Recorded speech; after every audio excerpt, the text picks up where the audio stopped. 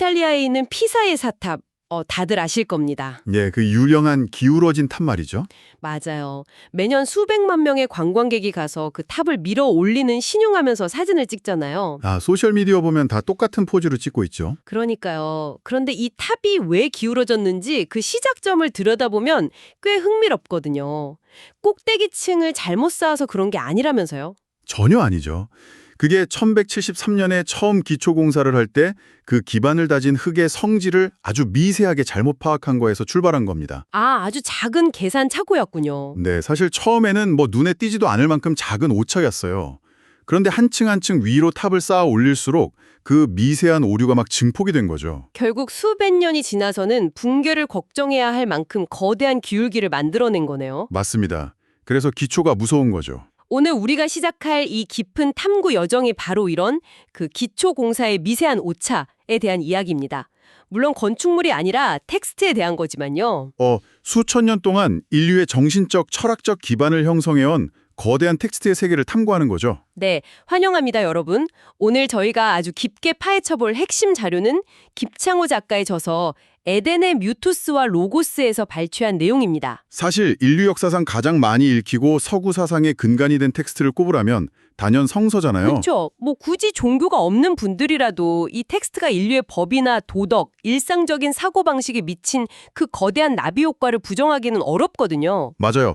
그런데 오늘 다룰 자료가 아주 흥미롭고 약간 도발적인 철학적 화두를 던집니다. 우리가 수천 년 동안 믿어왔던 어떤 도덕적 진단이나 신을 바라보는 관점이 고대 텍스트 번역 과정에서 생긴 아주 작은 오타 하나에서 시작되었다는 거죠. 네, 피사의 사탑 첫 단추처럼 아주 치명적인 오욕 하나 말입니다. 본격적인 이야기에 앞서서 우리 청취자 여러분께 분명히 해두고 싶은 게 있습니다. 네, 중요한 부분이죠. 오늘의 미션은 어떤 특정 종교의 교리를 옹호하거나 반대로 비판하려는 게 절대 아닙니다. 저희는 중립적인 입장에서 철저하게 이 자료의 논리와 언어학적 분석을 전달해 드릴 겁니다. 고대 히브리어 전치사 하나가 역사 속에서 어떻게 굴절되었고 그게 인간의 심리랑 세계관에 어떤 영향을 줬는지 따라가 보는 거죠. 자, 그럼 이 문제의 거대한 오타 한번 파헤쳐볼까요? 자료를 보면 모든 문제의 중심에 민메누라는 아주 낯선 히브리어 단어가 등장하거든요. 네, 민메누. 창세기 2장과 3장에 걸쳐서 총 7번 등장하는 단어입니다. 이게 구체적으로 어떤 구조를 가진 단어인가요? 언어학적으로 해체해보면 생각보다 되게 단순해요. 쉼으로부터라는 뜻을 가진 히브리어 전치사 민에 인칭대명사 전미어가 붙은 형태입니다. 그럼 뭐 나로부터, 너로부터 이런 식인 거네요? 맞습니다. 그런데 문제는 히브리어의 아주 독특한 문법적 특성에서 발생합니다. 이 전치사 민이 대명사랑 결합할 때 형태가 변하거든요. 불규칙 활용 같은 건가요? 비슷하죠. 1인칭 복수, 즉 우리로부터라고 할 때도 민메누가 되고요. 놀랍게도 3인칭 단수, 그러니까 그로부터 혹은 그것으로부터 라고 할 때도 똑같이 민메누가 됩니다. 잠깐만요. 형태가 완전히 똑같다고요? 번역하는 사람 입장에서는 그거 완전 지뢰밭 아닌가요? 하하, 거의 시한폭탄이죠. 단어 형태만으로는 이게 우리인지 그것인지 도무지 알 길이 없으니까요. 한국어로 치면 그 하늘에서 내리는 눈인지 아니면 내 얼굴에 있는 눈인지 문맥 안 보면 전혀 모르는 동음이어 같은 거네요? 정확한 비유입니다. 그래서 고대 문헌을 번역할 때는 철저하게 앞뒤 문맥에만 의존해서 뜻을 확정해야 해요. 그럼 이 자료의 저자는 번역자들이 어떻게 선택했는지를 추적한 거군요. 네. 저자가 이 민메누가 쓰인 7번의 용례를 쭉 분석했는데요. 앞선 6번을 보면 모든 번역본이 예외 없이 그것으로부터 혹은 그 나무로부터로 번역을 했습니다. 6번이나요? 그럼 문맥상 선악을 알게 하는 그 나무를 지칭하는 게 확실했다는 거잖아요. 그렇죠. 앞뒤를 보면 나무 이야기니까 너무나도 명확했죠. 아니 그럼 7번 중에 6번이나 나무를 지칭하는 게 확실해서 그렇게 번역해놓고 왜 갑자기 마지막 7번째에서 우리라는 단어로 껑충 건너뛴 걸까요? 이 부분이 사실 고대 번역의 역사를 볼 때 가장 미스테리하면서도 결정적인 전환점입니다. 이건 마치 책을 엄청 잘 읽다가 갑자기 뜬금없이 전혀 다른 맥락의 단어를 확 끼워 넣은 거랑 똑같잖아요. 무슨 특별한 이유라도 있었던 건가요? 문제가 되는 그 7번째 구절이 바로 창세기 3장 22절입니다. 우리가 흔히 하는 번역은 이렇죠.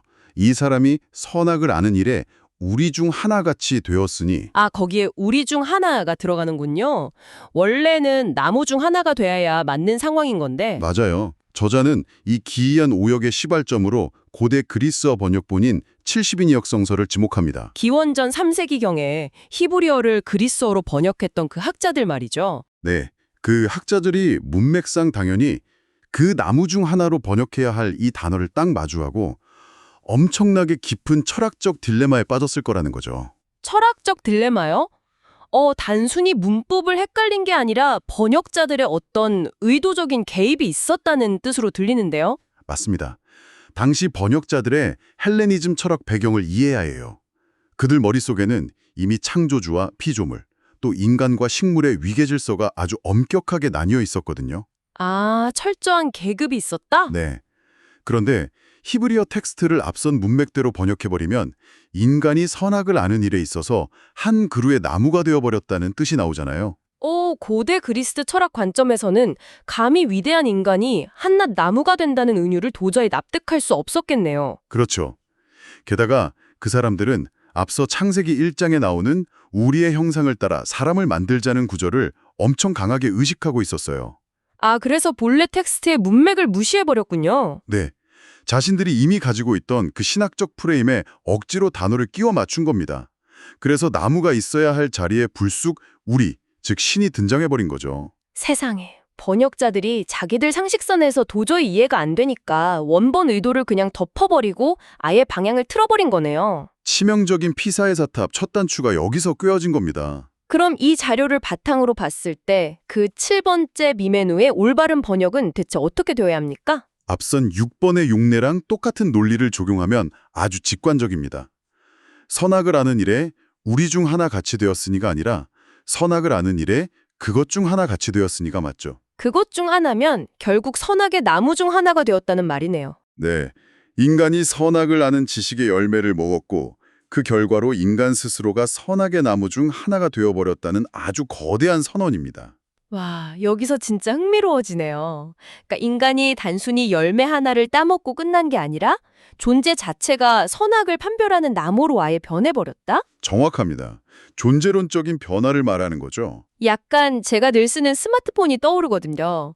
기계 자체는 그냥 깡통인데 거기다 어떤 운영체제, 그러니까 OS를 설치하느냐에 따라 기계 정체성이 바뀌잖아요. 오, 아주 현대적이고 찰떡같은 비유네요. 인간이라는 하드웨어에 선과 악을 내 기준으로 판단하는 OS를 다운로드해서 딱 설치해버린 느낌이에요.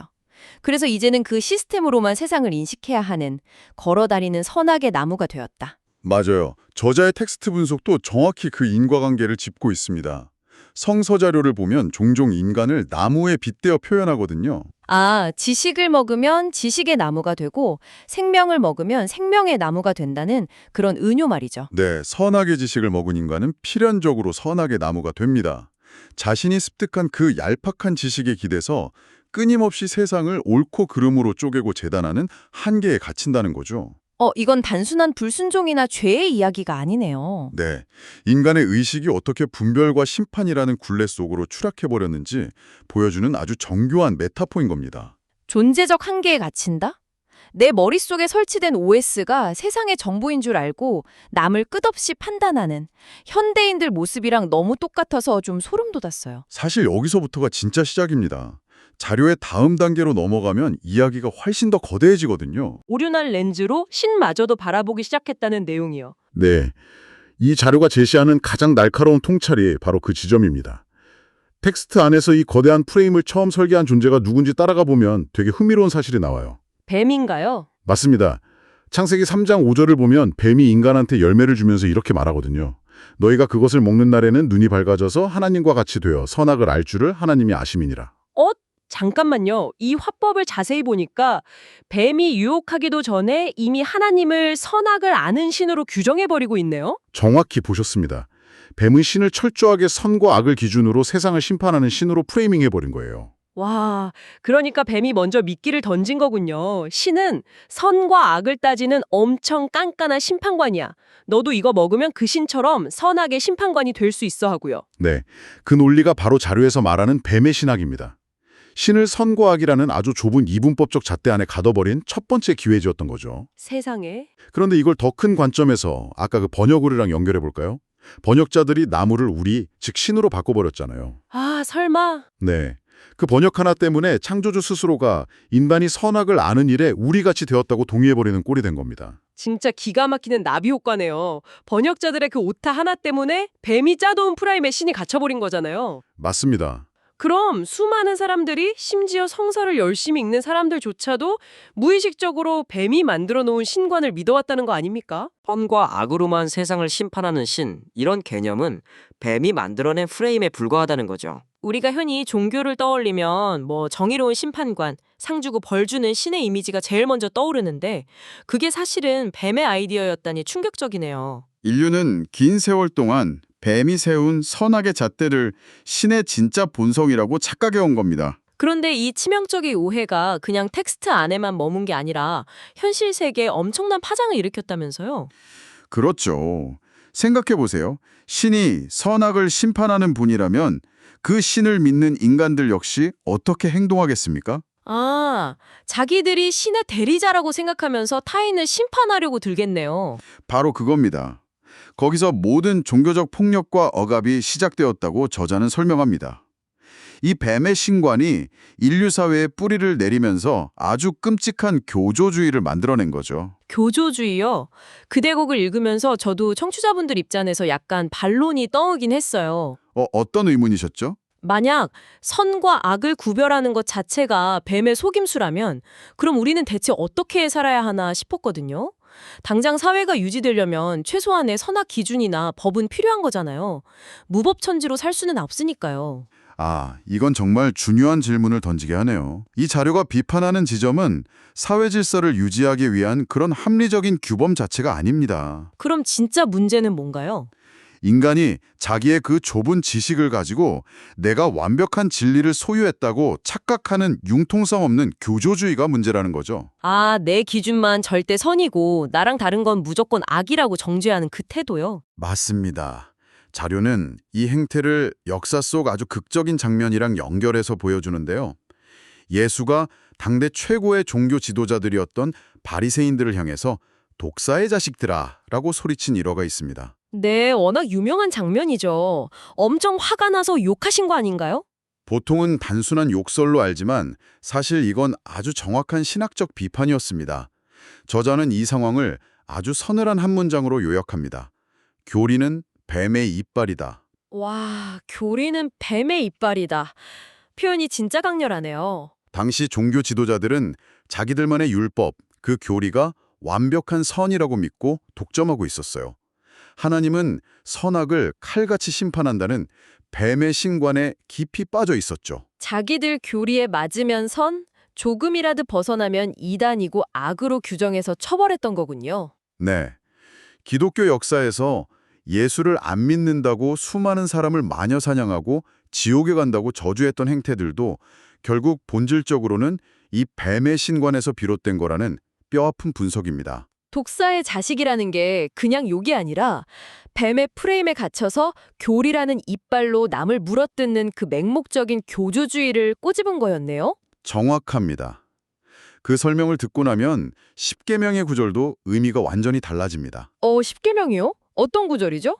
하나님의 이름을 망령되이 부르지 말라는 계명이 있잖아요. 아, 그거야 그냥 평소에 신의 이름을 함부로 걸고 맹세하거나 장난치지 말라는 언어 예절 같은 거 아닌가요?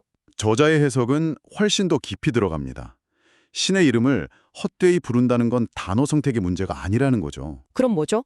우리가 신을 단지 내 편을 들어주고 내 원수를 갚아주는 선악의 심판관으로만 축소시켜버릴 때 그것이야말로 거대한 우주적 존재를 가장 헛되게 만드는 거라는 통찰입니다. 내가 만든 얄팍한 교리나 선악의 잣대에 신을 억지로 끼워 맞추고 부르는 행위 자체가 망령된 거다. 네, 뱀의 신관에 갇혀서 신의 이름을 오용하는 것, 그게 바로 십계명이 경고하는 본질이라는 거죠. 오늘 이 깊은 탐구를 쭉 따라와 보니까 진짜 숨이 멎을 것 같습니다. 처음에 피사의 사탑 이야기로 시작했잖아요. 네, 그 미세한 기초의 오차요. 그 고대 히브리어 전치사 민메누의 작은 오역 하나, 번역자들의 편견이 모여서 인간이 선악의 나무가 되었다는 충격적인 진실을 덮어버린 거잖아요. 그리고 그 빈 공간에 뱀의 프레임이 아주 교묘하게 파고들었죠. 맞아요.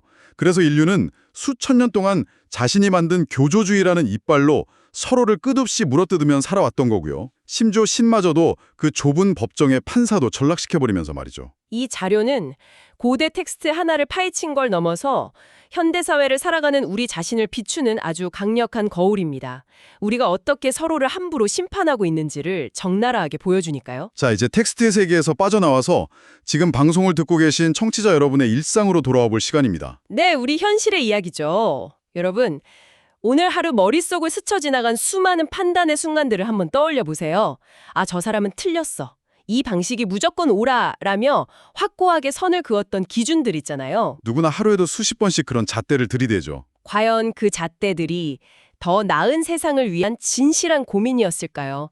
아니면 그저 내 안에 심어진 선악의 나무에서 자라나서 나랑 다른 사람을 언제든 물어뜯을 준비를 하는 뱀의 이빨이었을까요? 참 아프지만 꼭 던져봐야 할 질문입니다. 수백 년에 걸쳐 기울어진 피사의 사탑처럼 우리가 지금 당연하고 절대적이라고 믿는 이 사회의 굳건한 상식들 속에도 누군가의 사소한 오역이나 뱀의 속삭임이 숨어 있지는 않을까요? 우리의 도덕률도 결국 인간의 한계 안에서 만들어진 거니까요. 여러분이 세상을 심판하는 그 피곤한 선악의 나무의 역할을 내려놓고 대신 생명을 불어넣는 생명의 나무로 살아간다면 여러분의 내일은 어떻게 변할까요? 정말 많은 것을 생각하게 하네요. 수천 년 동안 우리를 지배해온 이 오래된 오타 너머에 어떤 진실이 있을지 이 도발적인 질문을 여러분의 몫으로 남겨두며 오늘 탐구를 마치겠습니다. 함께 해주셔서 감사합니다. 지금까지 깊은 탐구 여정이었습니다. 좋은 하루 보내세요.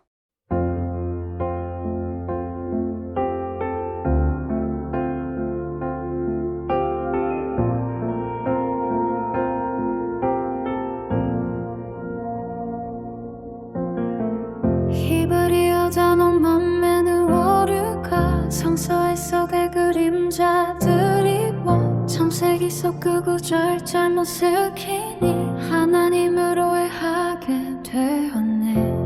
뱀의 관점이 스며들 때 인간은 미혹에 빠지게 돼 선악나무와 같은 존재라 스스로 판단 기준이 되었네.